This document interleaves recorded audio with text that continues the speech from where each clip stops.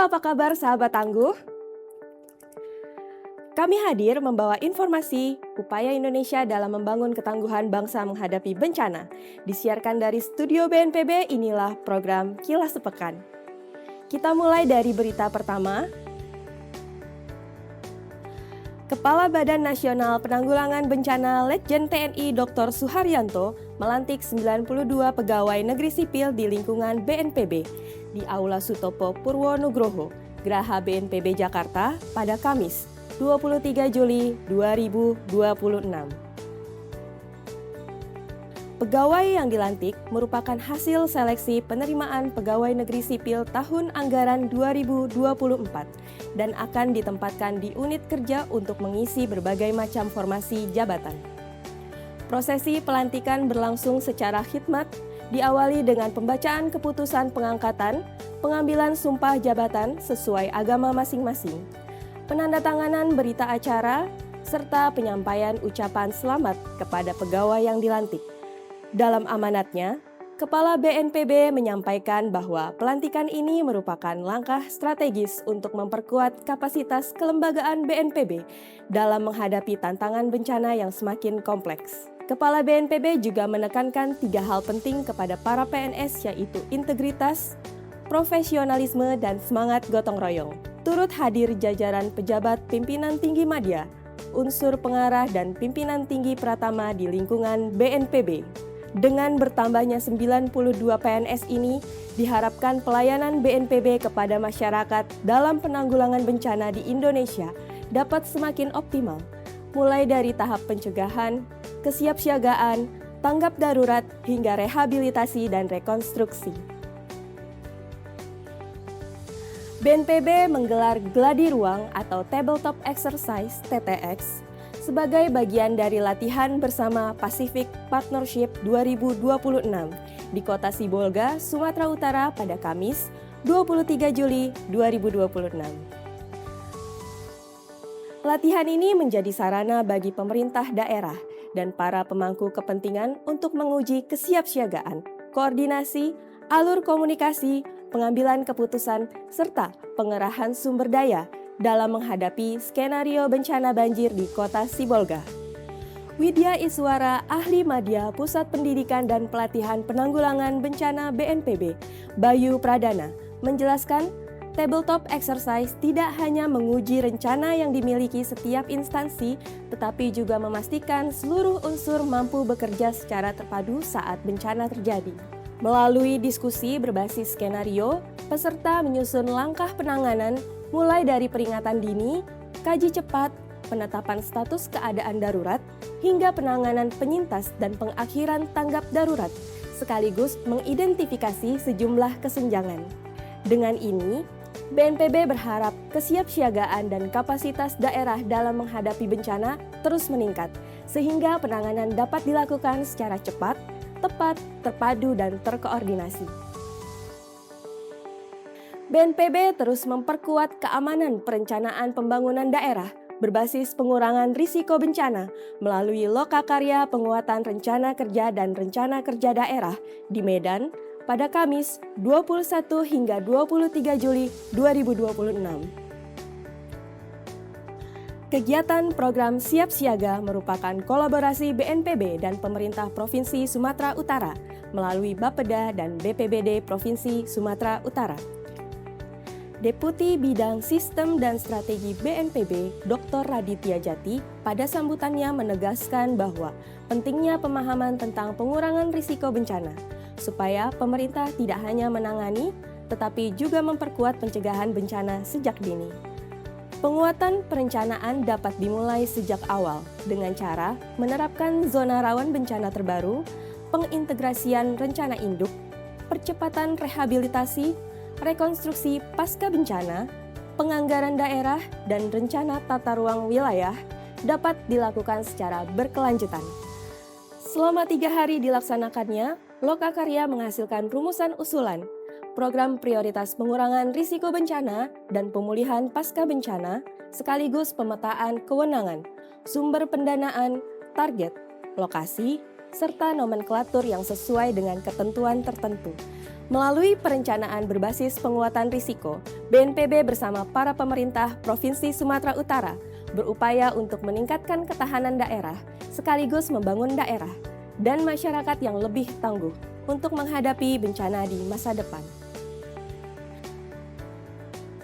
Kepala BNPB Letjen TNI Dr. Suharyanto menekankan beberapa poin kesiapsiagaan menghadapi bencana kekeringan untuk menyikapi potensi El Nino di Provinsi Nusa Tenggara Barat.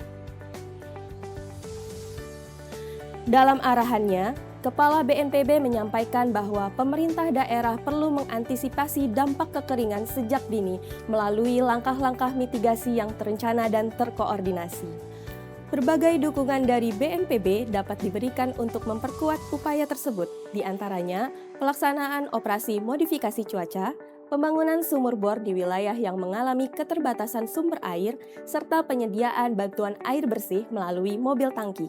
Arahan ini disampaikan Kepala BNPB pada Rakor Kesiapsiagaan Bencana Kekeringan yang digelar di Kota Mataram, Jumat 24 Juli 2026. Kepala BNPB turut mengapresiasi upaya yang telah dilakukan pemerintah Provinsi NTB dengan berkomitmen penuh dalam penanganan bencana. Komitmen tersebut tertuang dalam Rencana Pembangunan Jangka Menengah Daerah Provinsi NTB tahun 2025 hingga 2029 dengan fokus dalam penguatan ketangguhan daerah, mitigasi resiko terpadu dan adaptasi perubahan iklim. Kepala BNPB pun berharap apa yang dilakukan pemerintah Provinsi NTB ini dapat dijadikan rujukan bagi pemerintah daerah lainnya. Kepala BNPB Letjen TNI Dr. Suharyanto meninjau Early Warning System atau EWS Tsunami di kawasan wisata Taman Loang Balok, Kelurahan Tanjung Karang, Kota Mataram, Nusa Tenggara Barat pada Jumat 24 Juli 2026.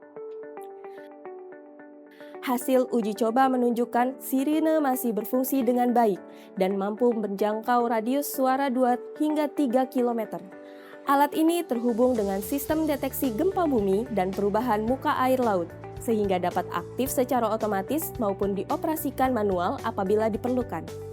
BPBD bersama aparat setempat secara rutin melakukan uji coba sirine pada tanggal 26 setiap bulannya agar sistem peringatan dini selalu siap digunakan.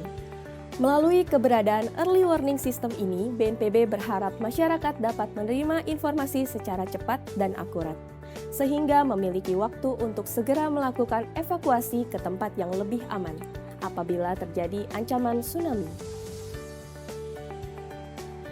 Badan Nasional Penanggulangan Bencana telah menyalurkan bantuan logistik bagi masyarakat bencana longsor di Kabupaten Nunukan, Provinsi Kalimantan Utara.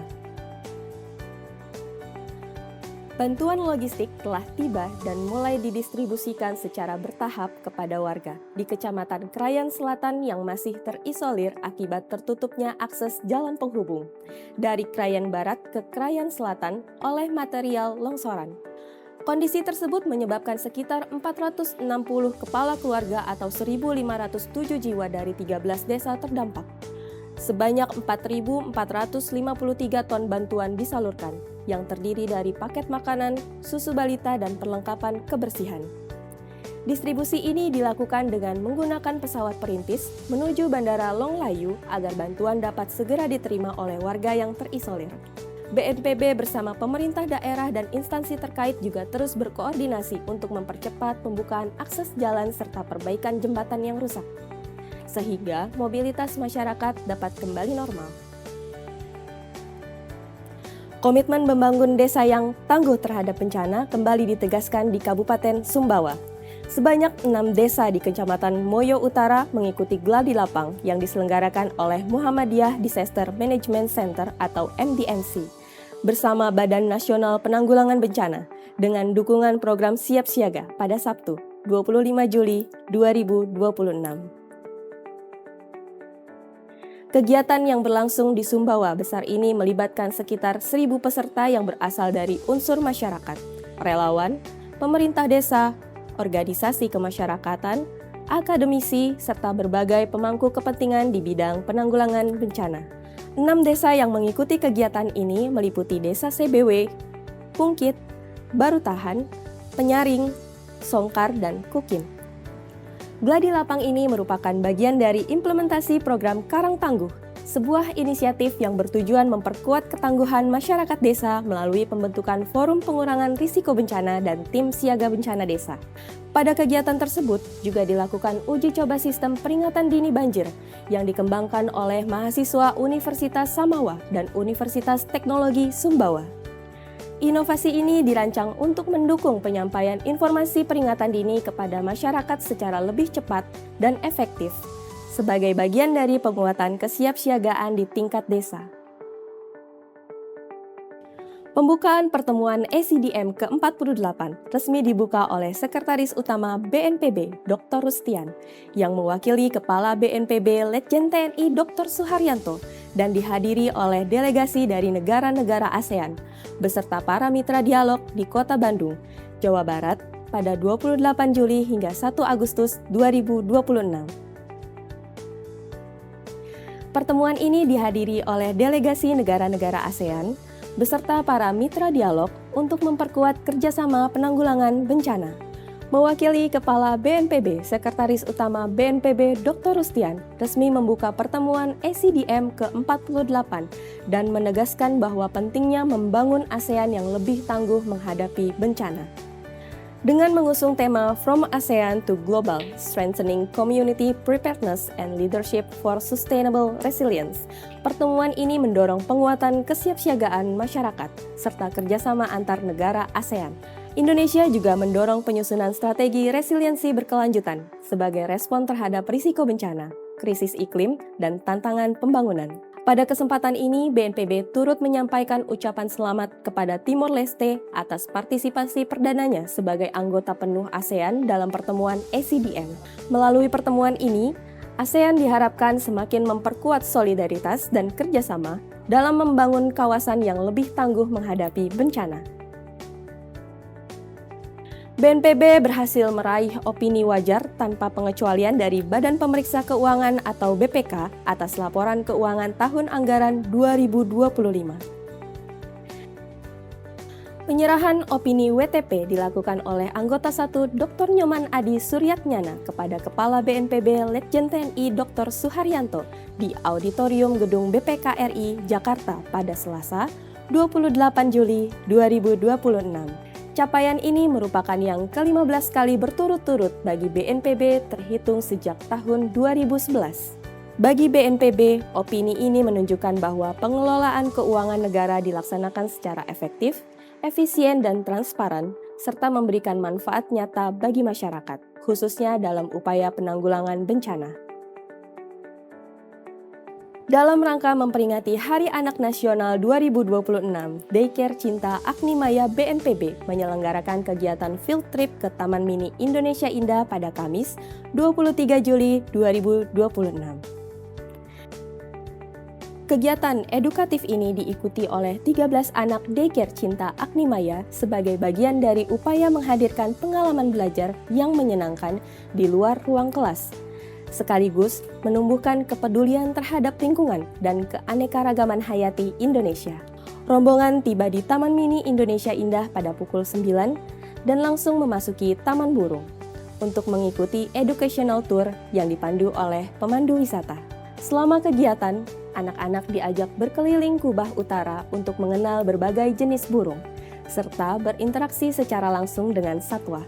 Keceriaan anak-anak semakin terasa saat menyaksikan atraksi burung yang menampilkan kemampuan berbagai jenis burung hasil latihan para pawang. Sementara di Museum Air Tawar, anak-anak dikenalkan pada beragam spesies ikan air tawar khas Indonesia melalui akuarium edukatif. Peringatan Hari Anak Nasional menjadi momentum untuk memastikan setiap anak memperoleh ruang belajar yang aman, menyenangkan, dan bermakna, sehingga mereka dapat tumbuh menjadi generasi yang peduli terhadap sesama dan lingkungan.